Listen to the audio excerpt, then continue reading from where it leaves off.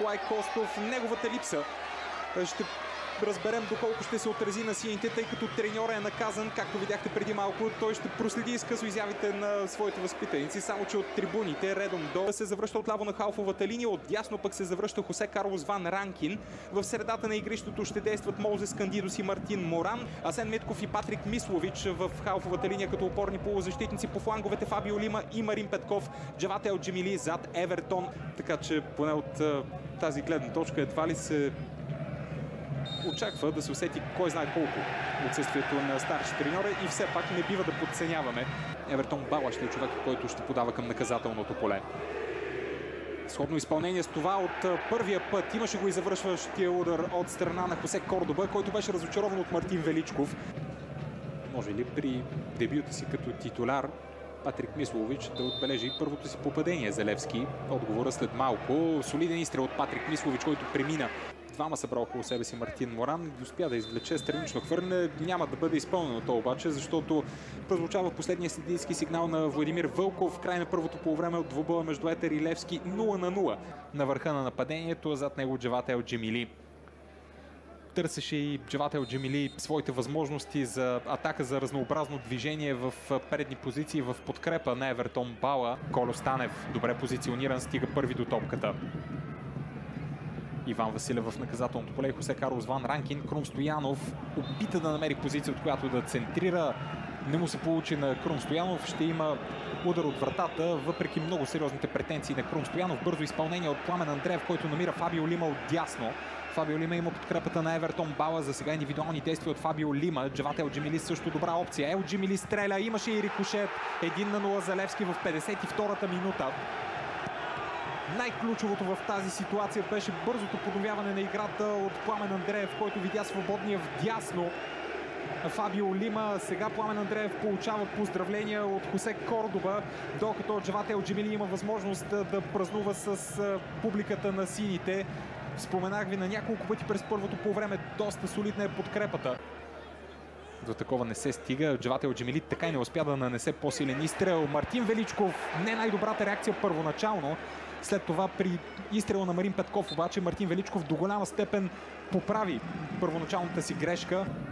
На път бяха гостите да внесат още напрежение около наказателното поле на Мартин Величков, ако не беше маркирано напрежението, ако не беше маркирано нарушението на Евертон Бала.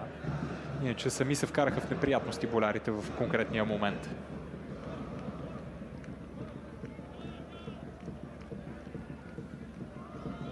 Ангелов. Джават Ел Джемили чисто успя да отнеме от Ангелов. Марин Петков също замесен в действията. Евертон очаква пас на върха на нападението. Ел Джемили задържа. Марин Петков, наказателното поле, изстрел на Петков. 2-0 за Левски. В 82-та минута и Марин Петков се разписва, за да направи аванса на сините още по-комфортен. Успя Марин Петков да пусне топката между краката на Мартин Величков, да преодолее опонента си. Разбира се, трябва да отчетем и изтореното от Джават Ел Джемили, що се отнася до отнемането на топката в противниковата половина от Георги Ангелов. След това максимално съобразителните действия от Джават Ел Джемили, за да издебне правилния момент, в който да комбинира с Марин Петков. И оттам насетне да остави Петков на изключително изгодна позиция. Георги Ангелов като че ли подцени ситуацията. Не беше до край внимателен, до край прецизен. И още веднъж на път Левски да продължи серията си в шампионата от 25 мача без загуба срещу болярите. Въпросът е с какъв резултат. Марин Петков, имаше и рикошет в Георги Ангелов. Мартин Величков успя да реагира.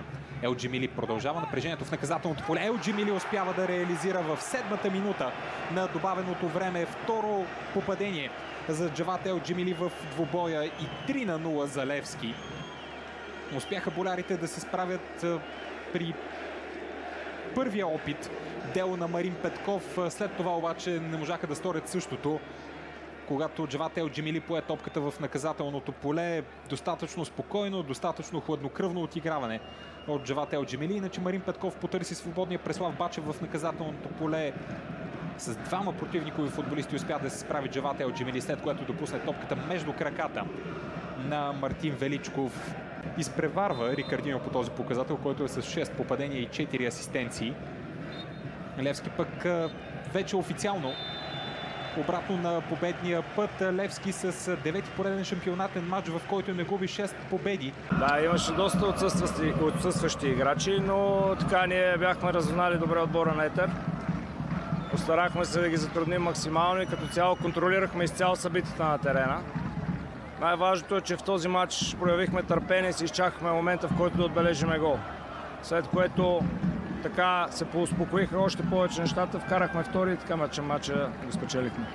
Подкрепа наистина. Днес имам чувство, че сме домакини и играем на Герена. Страхотна подкрепа, благодаря на феновете, честта им победата и се надявам да ги радваме всеки матч.